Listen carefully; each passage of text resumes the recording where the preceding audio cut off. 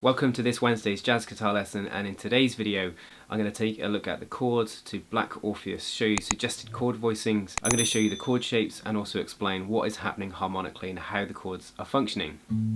Such a great Latin jazz standard, one you want in your repertoire. I'll also give you some suggestions on how you can practice this so you know what to do when you're at home practicing. So this song is from the Latin jazz bossa nova tradition of the 1950s. I think it was written in the late 50s, possibly 59, but correct me in the comments if I'm wrong. Written by Luis Bonfa. This is a very typical standard for jam sessions and for gigs, and it's a curious tune. It's from a film, and I think that's one of the reasons this song goes under so many different titles, so don't be confused by the fact that some people will call it Black Orpheus, some people will call it Manna de Carnival, and other people will call it A Day in the Life of a Fool, but it's all the same song. So here's my chart across the screen. So we are in the key of A minor here. It's a 32 bar jazz standard and it's in A-B form. So rather than A-A-B-A, we're in A-B. And each section is 16 bars long. The song is largely diatonic with just occasional harmonic twists to other keys. And we are in the key of A minor. We'd expect to find the following in A minor. So A minor 7, B minor 7 flat 5, C major 7, D minor 7, E minor or E7, F major 7, G7, back to A minor. Now it's very common in the key of A minor to substitute the 5 chord. If you harmonise the scale you just get E minor 7, but it's very common to substitute it for a dominant 7th, so either E7 or in the instance of this song E7 flat 9. So going back to our chart, let's highlight the ones which are out of key. So the chords that are out of key in this progression are the C sharp diminished 7th, the E minor 7 flat 5, and the A7 flat 9. Chords such as D minor slash C and A minor slash G are just chords within key but with a different bass note. In both instances we have the 7th in the bass, which is pretty interesting. So let's check out what the first 16 bars sounds like. So if you're unsure what to do in terms of how to play the rhythm, the bossa rhythm with the right hand or the left hand, then check the description and the card above for a link to my video on how to play a basic bossa nova rhythm. Now this is what the first A section sounds like. So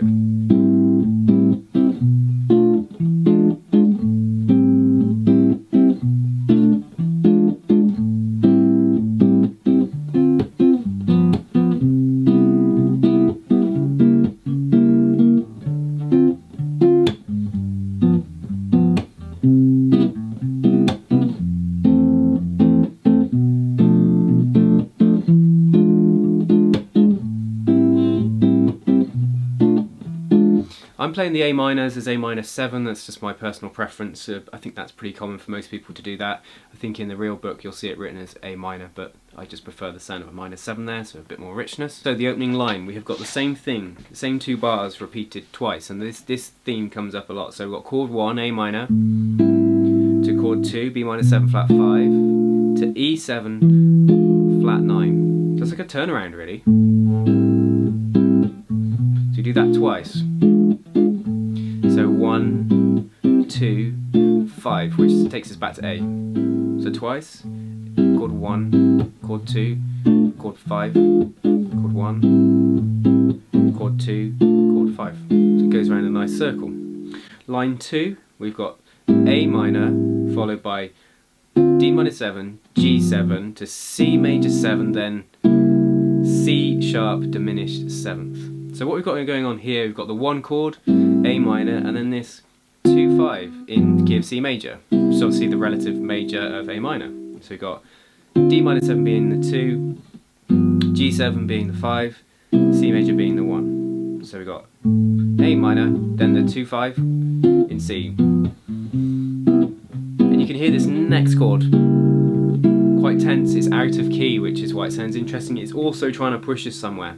Now, the next chord in the song in line 3 is a D minor 7. Now, what the C sharp diminished does, it functions as a secondary dominant really. It takes you to D minor 7. If you compared this chord, C sharp diminished 7th, to an A7, you'd realise it shares a lot of similar tones. So a C sharp diminished 7th contains C sharp, E, and then G and B flat. you took an A7 flat 9 chord, it would contain all those notes, we're just missing the root A. So it functions as a dominant to take us to that chord really. Why does it work? You've got a lot of close harmony, you've got the C sharp moving up to a D, you've got the G moving up to an A, the E moving up to an F. So that works there as a secondary dominant. So that's your first chord out of key. That's C sharp diminished 7th. So the first two lines you've got A minor, B minor 7 flat 5, E7 flat 9, A minor, B minor 7 flat 5, E7 flat 9, then A minor whole bar, D minor 7, G7, C major 7, C major, and then C diminished. So at speed.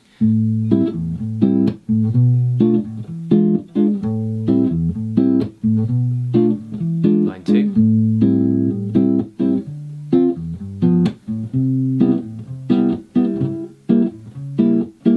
Line 3 we have D minor 7, G7, C6, F major 7. This is really the autumn leaves progression here. You may hear that already. So you could look at this. You know, these chords are obviously found within the key of A minor and C major. So you could say, if thinking it from C, it's 2, 5, 1, 4, and then the next line will take us back to A minor really. So we've got bar of D minor 7, bar of G7, bar of C6 or C6 9, bar of F major 7. So all chords within key, moving in force. Chord voicings that I've got going across the screen in the tab and the boxes are just suggested. You could use other shapes in different places on the neck. Line 3, we're going to go B minor 7 flat 5 to 2, E7 flat 9 to A minor, then the 2 5 again, like the turnaround. So let's put those lines together. We've got line 3 and 4 together, D minor 7, G7, C6, F major 7, B minor 7 flat 5, E7 flat 9, A minor 7, 2 5. So what we have there really is a nice, that autumn leaf style bit, the D minor 7, G7, C, nice passage there, nice flowing movements, working our way back to A minor in the same way that autumn leaves does. So that would cover the first 16 bars, so the A section. So put together we got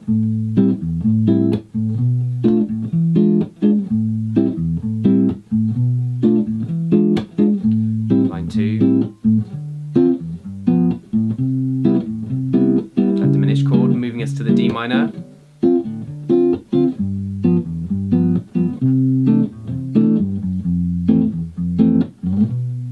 going back to A minor,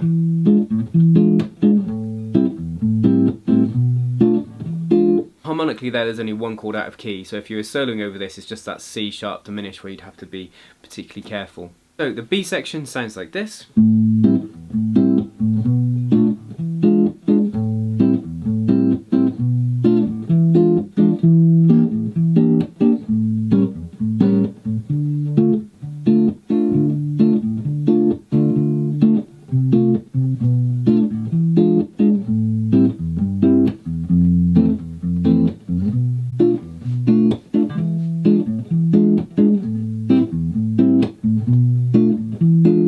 So we've got some more interesting things happening in this section, a whole line which is out of key. So we've got the first line being the same as the first line of the A section. So we've got A minor bar, then we've got the 2 5, so the B minor 7 flat 5 to the E7. We do that twice, so A minor, B minor 7 flat 5, E7 flat 9 twice. We then go to E minor 7 flat 5, A7 flat 9 to a D minor. Now, this is the most out of key part of the song. We've had a temporary key change here to D minor. That anytime you see minor 7 flat 5 followed by a dominant, which may or not be altered or have extensions to a minor chord, and that moves in fourths, is a minor 2 5 1. And the key is where you resolve to, so the D minor. So E minor 7 flat 5 is out of key, so is A 7 flat 9, and then the D minor, it is in key, but this is really just a very temporary key change. So if you hear it, here's line 1 of the B section. As soon as we go to that E minor 7 flat 5, it's like, oh, where are we going now? And you hear it feels stable when we get to that point. Because those two chords, the minor 7 flat 5, the A 7 flat 9, pulls us to that D minor 7. In the third line of the B section, we have some descending chords. So we're going to go D minor 2 beats, D minor 7 slash C, which you might need to check my voicing on the screen for, to 2 5, then to A minor 7, then A minor 7 slash G, to F major 7. So the bass is going D, C, B, E, A, G, F. So it's a nice descending bass line bar that move to E. So slowly D minor slash C, B minor 7 flat 5, E7, A minor 7th in the bass, down to F. It's quite a dramatic point in this chord progression. Now, all the chords here are within key. You know, the bass notes that we're adding, the D minor to the C is actually putting the 7th in the bass, and that's the same when we go A minor to A minor slash G. You could also do that A minor with an open A minor, and then just put that in with the little finger there, which is nice. So that gives us so far in the B section, so line 1.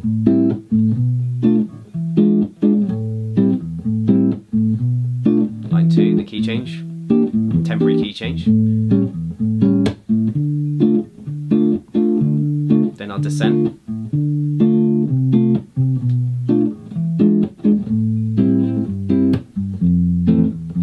You could even keep that descent going by doing a tritone substitution on the E7 flat 9 there. If you made it a B flat 7, you get D minor slash C, B minor 7 flat 5, B flat 7, then down. So at speed that would be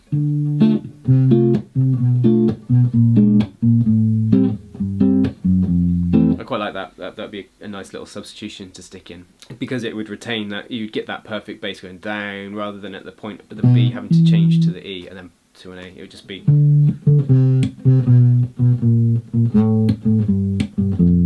just quite nice. The last line is just, you know, to close off the tune, we're going to go a long 2 5. So B minor 7 flat 5, whole bar, E7 flat 9 to A minor, then a quick 2 5. So that would be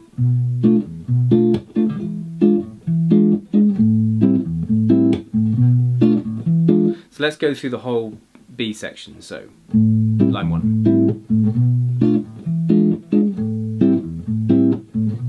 Line 2.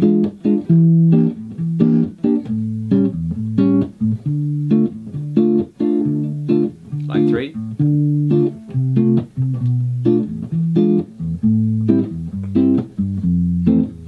Line 4.